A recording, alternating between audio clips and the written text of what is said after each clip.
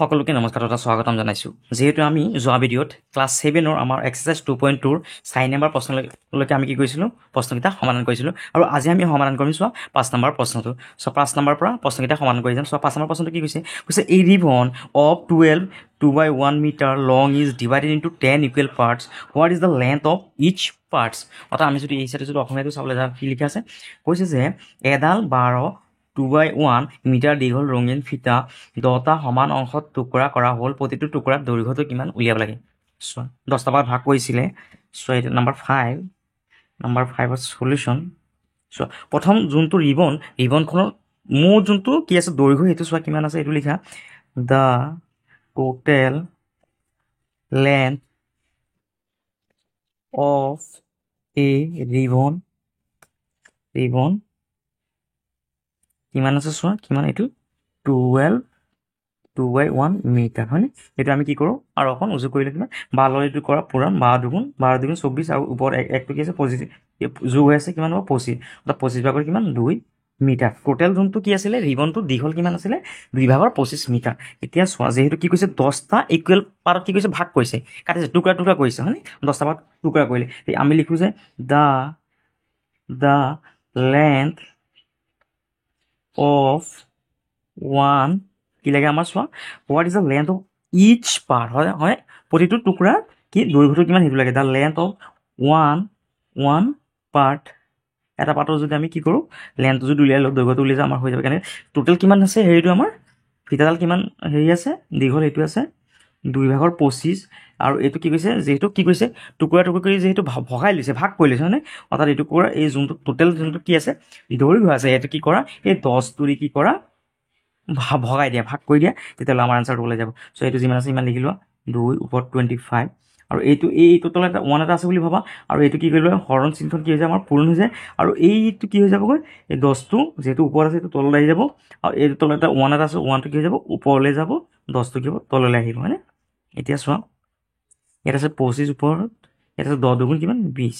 এতিয়া কাটাই দি কৰা, এইটো চোৱা এইটো 5 দি কাটিব পাৰে, 5 দি কাটিলে 5 বাৰ, আৰু এইটো 5 দি কাটিলে কেইবাৰ 4 বাৰ, অৰ্থাৎ আমি কিমান পালোঁ 4 ভাগৰ 5, হয়নে? এইটো 4 ভাগৰ 5টো চোৱা, এতিয়া যদি আমি হৰণ কৰোঁ 5ত 4 কেইবাৰ যাব, 4 5ত কেইবাৰ এবাৰ, 4 1 গুণ 4, হয়নে? 5ৰ পৰা 4 গ'লে 1, অৰ্থাৎ কিমান পালোঁ এনচাৰটো কিমান পালোঁ আমি 1 পালোঁ। 1টো লিখা আৰু এই তলৰ 1টো ওপৰলৈ কৰা, আৰু এই চাইডৰ 4টো ইয়াত আনা, এইটো হ'ল আমাৰ আনচাৰটো, ইয়াত মিটাৰ লিখি দিয়া। তাৰপিছত চোৱা নম্বৰ 6টো চোৱা কি কৈছে, 4/3 parts of a container is full with water. If this volume of water is divided equally into 8/1 parts, how many container will be required to keep the whole volume of it? অৰ্থাৎ 6 নম্বৰটো চোৱা কি কৈছে, এটা বাচনৰ 4/3 অংশত পানী আছিল, এইখিনি হ'ল পানী, কিমান 4/3 অংশত পানী আছিলে। তাৰপিছত কি কৈছে, সেই পানীখিনি এই যে পানীখিনি আছে তাৰে কি হয় 8/1 অংশকৈ সমানে ভগাই কেইটামান বাচনত থ'বলৈ হ'লে কেইটা বাচন লাগিব। অৰ্থাৎ 4/3 যোনখিনি পানী আছিলে সেইখিনি কি কৰিব, আকৌ 8/1 অংশকৈ কি কৰিব কণ্টেইনাৰত ভৰাব, বাচনত ভৰাবগৈ, কিবা এটাত ভৰাবগৈ। সেই এতিয়া কেইটা মানে কি লাগিব আমাৰ বাচন লাগিব সেইটো উলিয়াব লাগে। চোৱা নম্বৰ 6টো চোৱা কেনেকৈ কৰিম, নম্বৰ 6ৰ সলিউশ্যন কেনেকৈ চোৱা, ৱাটাৰ ইয়াত লিখা ৱাটাৰ ইন দ্য কণ্টেইনাৰ চোৱা কিমানখিনি পানী আছিলে, চোৱা কিমান 4/3 অংশ আছে, হয়নে? এতিয়া লিখা ৱাটাৰ ইন দ্য কণ্টেইনাৰ কিমান 4/3 পাৰ্ট। তাৰপিছত চোৱা এতিয়া কৈছে যিহেতু আমি কিমানখিনি পানী আছোঁ গম নাপাওঁ, হয়নে? তাৰপিছত লিখি লোৱা যে যিহেতু লেট দ্য নাম্বাৰ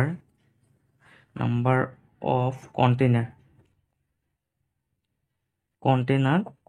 বি, আমি কি বুলি ধৰি লৈছোঁ এক্স বুলি ধৰি লৈছোঁ, কিমান এক্স, যিহেতু আমি গম নাপাওঁ তেতিয়াহ'লে আমি কি কৰিছোঁ কণ্টেইনাৰ কেইটা লাগিব, বাচন কিমান লাগিব এক্স বুলি ধৰি লৈছোঁ। এতিয়া চোৱা এতিয়া আমি কিমান ধৰিছোঁ কণ্টেইনাৰ কেইটা লাগিব বুলি ধৰিছোঁ এক্সৰ সমান কিমান ভাগত ভগাইছিলে, চোৱা কিমানকৈ ভগাব বুলি কৈছে 8/1, হয়নে? বাচন কিমানকৈ ৰাখিব, বাচন 8/1 অংশকৈ ৰাখিব। অৰ্থাৎ এই যোনটো বাচন ধৰিছোঁ আমি এই বাচনে কিমানকৈ ধৰিব 8/1, আৰু ইয়াত যোনখিনি পানী আছে ইয়াৰ সমান পানী কোনখিনি হ'বগৈ 4/3, অৰ্থাৎ 4/3, হয়নে? অৰ্থাৎ বাচনত কেইটামানটা বাচন যিহেতু কিমান এটা লাগে আমি গম নাপাওঁ, সেইটো ধৰি ল'লে আমি এক্সৰ কিমান কিমানকৈ থ'বগৈ 8/1কৈ থ'বগৈ সেইটো সমান সমান কিমান হ'বগৈ পানীখিনি 4/3 হয়নে এতিয়া চোৱা কি কৰা এই এক্সটো ৰাখা সমান সমান যিমান আছে ইমানলৈকে 3 তলত আছে 4 যিহেতু ইয়াত পূৰণ হৈ আছে এইটো এক্সৰ লগত 8টো পূৰণ হৈ আছে 8/1টো তেতিয়াহ'লে কি হ'ল এইটো পূৰণ হ'লে এই চাইডত আহিলে কি হৈ যায় হৰণ হৈ যায় হৰণ কিমান হ'বগৈ 8/1 এতিয়া চোৱা ইয়াত কিমান আছে ইমানলৈকে 4/3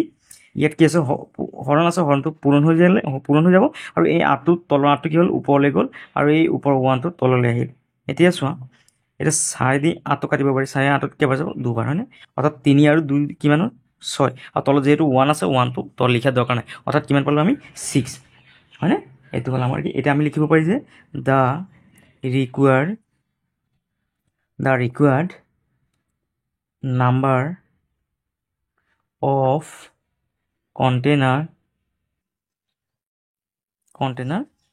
6 কেইটা লাগিব আমাৰ 6টা কি লাগিব কণ্টেইনাৰ লাগিব আৰু যোনখিনিত আমি কি কৰিব পাৰিম 8/1 অংশকৈ পানী থ'লে কিমান থ'ব পাৰিম আমি এই গোটেই পানীখিনি থ'ব পাৰিম ইয়াৰ পাছত নাম্বাৰ 7টো চোৱা কি কৈছে হাউ মেনি হাফ 2/1 মানে half are there in 4/6 illustrate with help of diagram অৰ্থাৎ কি কৈছে চোৱা 4/6 2/1 কেইটা আছে চিত্ৰৰ সহায়ত ব্যাখ্যা কৰা অৰ্থাৎ চোৱা কি কৈছে নাম্বাৰ 7 চলিউশ্যনটো চোৱা কেনেকৈ কৈছে নাম্বাৰ 7ৰ চলিউশ্যন কি কৈছে চোৱা অৰ্থাৎ কি কৈছে চোৱা মই কি কৰিলোঁ এখন ৰুটি ল'লোঁ এই ৰুটিখনক কি কৰিলোঁ মই মাজেদি দুভাগ কৰি দিলোঁ হয় অৰ্থাৎ এইটো আমি ভগ্নাংশত কেনেকৈ লিখিব পাৰি যিহেতু ভাগ আছে কিমান দুটা টুৰ কিমান ধৰি মই এটা ভাগ কি কৰি দিলোঁ ৰং কৰি দিলোঁ খাই পেলালোগৈ অৰ্থাৎ কিমান লিখিম 2/1 অৰ্থাৎ 2/1 মানে অৰ্থাৎ কি কৰিলোঁ মই আধা কি কৰিলোঁ লৈ গ'লোঁ হয়নে অৰ্থাৎ 2/1 মানে কিমান আধা 2/1 মানে কিমান আধা এতিয়া চোৱা এতিয়া আমাক প্ৰশ্নটো কিমান কৈছে 4/6 অৰ্থাৎ তলত কিমান আছে 4 অৰ্থাৎ কি কৰিব লাগে চিত্ৰটো কেনেকৈ আঁকিব লাগিব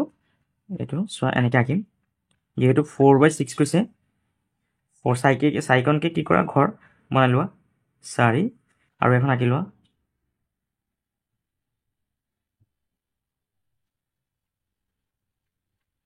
চোৱা তো 4/6 লাগে হয়নে অৰ্থাৎ ইয়াত কিমান ইয়াত 6খনত ৰং কৰিব লাগিব আমি ইয়াত কি কৰিলোঁ ইয়াৰ পৰা আমি কি কৰিলোঁ প্ৰথম যোনখন ডায়েগ্ৰাম ইয়াত ধৰিলোঁ 1 নম্বৰ ডায়েগ্ৰাম এইখন আৰু এইখন 2 নম্বৰ ডায়েগ্ৰাম চ' এই 2 নম্বৰ ডায়েগ্ৰামৰ পৰা আমি কি কৰোঁ ৰং কৰোঁ এখন ঘৰ ৰং কৰিলোঁ 2খন ইয়াৰ পৰা 3খন ৰং কৰি দিলোঁ ইয়াতো কি কৰিলোঁ 3খন ৰং কৰি দিলোঁ যিহেতু আমাক কিমান লাগে 4/6 হয়নে আৰু 4খনকৈ আমি কি কৰিলোঁ ঘৰ বনাব লাগে কিমান 6খন ৰং কৰিব লাগে ইয়াত 3খন কৰিলোঁ ইয়াত কি কৰিলোঁ 3খন কৰিলোঁ চোৱা আৰু ইয়াত কি ইয়াত 2/1 ইয়াত কি 2/1কৈ আছে হয়নে 2/1 এতিয়া এইটো আধা এই দুটা আধা মিলি কিমান হ'ল 1 হ'ল হয়নে আৰু ইয়াত আধা আছে এইখন 2/1 আধা আৰু এই দুখন অৰ্থাৎ এইখন আৰু এইখন এই দুখন মিলি কি হ'ল এখন হৈ গ'ল অৰ্থাৎ ইয়াত এখন পালোঁ আমি ইয়াত এখন পালোঁ 2খন আৰু ইয়াৰ আধাটো আৰু এই আধাটো লৈ পেলাই কি হ'ব এখন হ'ব আধা কিখন এখন হ'ব হয়নে অৰ্থাৎ এইখন মিলি কিমান হ'ব এইটো আধা লিখা আধা আৰু এইটো আধা কিমান হ'ল এখন হৈ গ'ল হয়নে অৰ্থাৎ কিমান হ'ব আমাৰ টোটেল 3খন হ'বগৈ চ' এইটো আমি লিখিব লাগে এতিয়া চোৱা কেনেকৈ লিখিম এইটো লিখোঁ যে ইন দ্য ফাৰ্ষ্ট ডায়েগ্ৰাম এইখন প্ৰথম যোনখন ডায়েগ্ৰাম আছে diagram an object is divided into 4 equal parts and ইয়াত কি কৰিলোঁ প্ৰথমে আমি কি কৰিলোঁ 4টা ভাগত ভাগ কৰি ল'লোঁ 1 2 3 4খন ঘৰত ভগাই ল'লোঁ এইটো কি কৰিলোঁ সেইটোকে লিখিলোঁ in the first diagram an object is divided into কি 4 equal parts and আৰু কি কৰিলোঁ and 3 parts is taken আৰু তাৰ পৰা কি কৰিলোঁ 4খনত ভাগ কৰি পেলাই আমি কেইখন ল'লোঁ 3খন ল'লোঁ হয় 3 part is taken তাৰপিছত চোৱা in the second diagram an object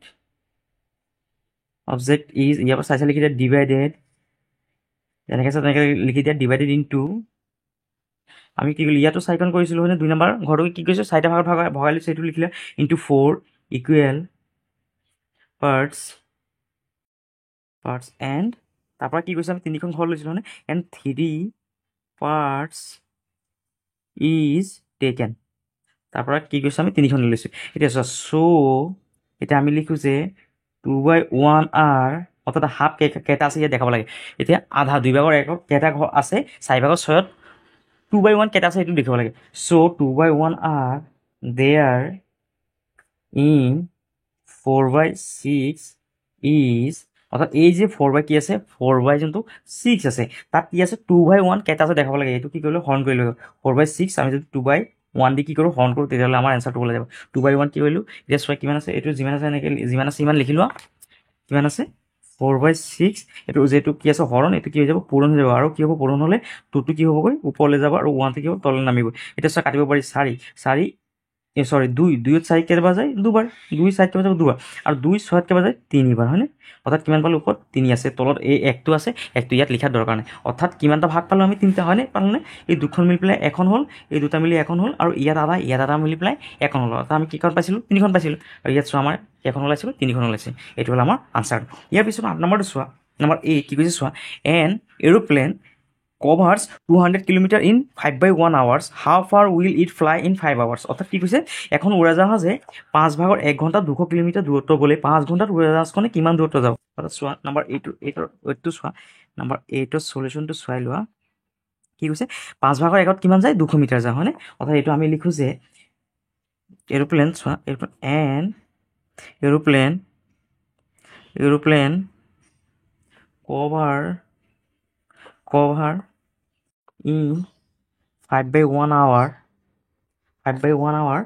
কিমান যায় 200 কিলোমিটাৰ যায়, হয়নে? 5/1 কিমান যায় 200 কিলোমিটাৰ যায়, হয়নে? এইটো লিখি ল'লোঁ 5/1 কিমান যায় 200 কিলোমিটাৰ। এতিয়া চোৱা cover in 1 hour, এতিয়া 1 ঘণ্টাত কিমান যাব চোৱা, এই 200 যোনটো আছে সেইটো 200টো লিখা, আৰু কি কৰা এই 5/1 দি কি কৰা হৰণ দিয়া। এতিয়া চোৱা এই 200 লিখা, 200 আৰু এইটো হৰণ আছে পূৰণ কৰি দিয়া, আৰু এই 5টো পূৰণ কৰিলে কি হ'ব ওপৰলৈ যাব, আৰু 1টো তললৈ নামি আহিব। এতিয়া এইটোৰ লগত এইটো পূৰণ কৰা 5 দুগুণ কিমান 10, আৰু পিছফালে দুটা 0 আছে 0 লিখা, অৰ্থাৎ 1 10 শতক হাজাৰ, অৰ্থাৎ কিমান 1000 কিলোমিটাৰ, হয়নে? 1 ঘণ্টাত কিমান যায় 1000 কিলোমিটাৰ। এতিয়া চোৱা আমাৰ প্ৰশ্নটো কি কৈছে 5 ঘণ্টাত কিমান যায়, হয়নে? 5 ঘণ্টা। এতিয়া লিখিব লাগিব যে আমি এইটো লিখিব লাগিব কভাৰ ইন 5 hour, অৰ্থাৎ 1 ঘণ্টাত কিমান গৈছিলে 1000 কিলোমিটাৰ। এইটো 5 ঘণ্টাত কিমান হ'বগৈ 5টো দি 1000 দি পূৰণ কৰি দিলে কি হৈ যাব আমাৰ এনচাৰটো ওলাই যাব। 5 1 গুণ কিমান 5, আৰু 3টা পিছফালে 0 আছে 3টা 0, কিলোমিটাৰ। অৰ্থাৎ কিমান গ'ল এৰোপ্লেনখনে 5 ঘণ্টাত কিমান গ'ল 5000 কিলোমিটাৰ। এইটো হ'ল আমাৰ আনচাৰ। ইয়াত চোৱা 9 নম্বৰটো চোৱা, নম্বৰ 9 কি কৈছে a boy covers 8/1 kilometre in 4/1 hours on a bicycle. If the boy maintain the same speed, how far will he cover in 1 hour? অৰ্থাৎ 1 ঘণ্টাত কিমানখিনি যায় সেইটো উলিয়াব লাগে। চোৱা কি হৈছে এজন ল'ৰাই 4/1 ঘণ্টাত কি হৈছে 8/1 কিলোমিটাৰ পথ চাইকেল চলাই অতিক্ৰম কৰিব পাৰে। ইমান ঘণ্টাত ইমানখিনি পথ যায়। যদি ল'ৰাজনে একে গতিত চাইকেলখন চলাই যায় তেনেহ'লে 1 ঘণ্টাত তেওঁ কিমান দূৰত্ব পাব, ইমান ঘণ্টাত কিমান যায়, অৰ্থাৎ 1 ঘণ্টাত কিমান যায় সেইটো আমি উলিয়াব লাগে। চ' কেনেকৈ উলিয়াম, নম্বৰ 9ৰ চলিউশ্যনটো চোৱা। চ' প্ৰশ্নটো কি কৈছে চোৱা the boy cover 8/1 kilometre in 4/1 hour, অৰ্থাৎ ইমান ঘণ্টাত, এইটো ঘণ্টাত কিমান কিলোমিটাৰ যায় ইমান কিলোমিটাৰ দূৰত্ব যায়। অৰ্থাৎ আমি লিখিব পাৰি যে এই বয় কভাৰ্ছ কিমান ঘণ্টাত যায়, কভাৰ কিমান লিখোঁ 4/1, অৰ এইটো আমি কেনেকৈ লিখিব পাৰি, এইটো লগত এইটো পূৰণ কৰা 4 গুণ 4, আৰু ওপৰত 1টো কি আছে পূৰণ হৈছে অৰ্থাৎ 5, আৰু তলত 4 আছে 4/5 যায়। 5ত আৱাৰত ঘণ্টাত কিমানখিনি যায় এইটো দূৰত্বটো ইমান, হয়নে? 581 কিলোমিটাৰ। অৰ্থাৎ এইটোক যদি আমি কি বুলি লিখিব পাৰি 5 7 গুণ 40 আৰু 1 41, অৰ্থাৎ 41, আৰু তলত আছে 8 ভাগৰ কিমান 41 কিলোমিটাৰ। এতিয়া চোৱা কভাৰ, এতিয়া 1 hour লাগে, হয়নে? 1 ঘণ্টাত কিমানখিনি যাব, কভাৰ 1 hour। মুঠ কোনটো কি আছে, যোনটো কি আছে দূৰত্ব আছে, দূৰত্বটো কিমান আছে চোৱা, এইটো ইমান ঘণ্টাত কিমান যায় 8/41 যায়, হয়নে? অৰ্থাৎ এতিয়া 1 ঘণ্টাত কি হ'বগৈ চোৱা, এইটোক যদি আমি এইটো দি যদি কি কৰোঁ হৰণ কৰি দিওঁ আমাৰ এনচাৰটো ওলাই যাব। চোৱা এইটো কি কৰোঁ, এইটো 41 ওপৰত তলত 8, এইটো হৰণ কিমান 4/5 দি হৰণ কৰা, হয়নে? এতিয়া চোৱা কিমান আছে, যিমান আছে ইমান লিখা, তলত 8ৰ 8 ওপৰত 41 লিখা, যিহেতু হৰণটো কি হৈ যাব পূৰণ হৈ যাব, আৰু কি হ'ব 4টো তলত আছে এইটো ওপৰলৈ কৰা, 5টো ওপৰত আছে তললৈ আনা। এতিয়া চোৱা 4 8ত কেইবাৰ যায় 4 8ত যাব দুবাৰ, হয়নে?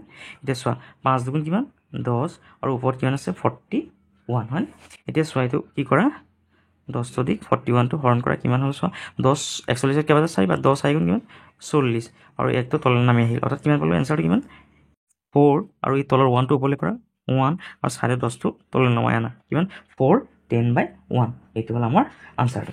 ইয়াৰ পাছত 10 নম্বৰ প্ৰশ্নটো চোৱা কি কৈছে 4 option are given to the question below of which one is correct choose the correct answer অৰ্থাৎ কি কৈছে ইয়াত 4টা অপশ্যন দিয়া আছে তাৰে কোনটো শুদ্ধ হয় এ বিৰ মানকেইটা বহাই পেলাই সেইটো উলিয়াব লাগে অৰ্থাৎ চোৱা এই 10 নম্বৰটো কৰোঁ আমি নাম্বাৰ 10ৰ সলিউশ্যন কোনটো হ'ব নাম্বাৰ 3টো হ'বগৈ নাম্বাৰ 3 এই যোনটো কি আছে এৰ মান দি আছে আৰু বিৰ মান দি আছে সেইটো আমি ইয়াত বহাই পেলাই কৰিম আৰু তোমালোকে কি কৰিবা এইকেইটা দি পেলাই কৰি চাব পাৰিবা এক্সট্ৰাকৈ এইটো কৰি দিওঁ আগত তোমালোকে পাছত লাগিলে এইকেইটা কৰি চাব পাৰিবা একেটা নিয়মত চোৱা এইটো প্ৰথমে এ সমান কিমান আছে এৰ মানটো বহাই ল'বা এ সমানত কিমান 6/5 আছে হয়নে অৰ্থাৎ এইটো চোৱা 6/5টো বহালোঁ এ যোগ আছে যোগ দিয়া এইটো বি মানে কিমান আছে চোৱা বি মানে 6/1 আছে এইটো লিখিলা 6/1 হয়নে এতিয়া চোৱা এই 6 আৰু 6 কি কৰে লসাগু ল'লে কিমান 6 হ'বগৈ আৰু ওপৰত কিমান আছে 5 + 1 হয়নে এতিয়া চোৱা ইয়াত তলত 6টো 6 লিখা 5 আৰু 1 কিমান 6 আৰু 6ত কেইবাৰ যায় এবাৰ হয়নে সমান কিমান পালে এনচাৰ 1 পালোঁ হয়নে এতিয়া চোৱা এইটো এ বি সমান 1 পালোঁ নে এ বি সমান 1 পালোঁ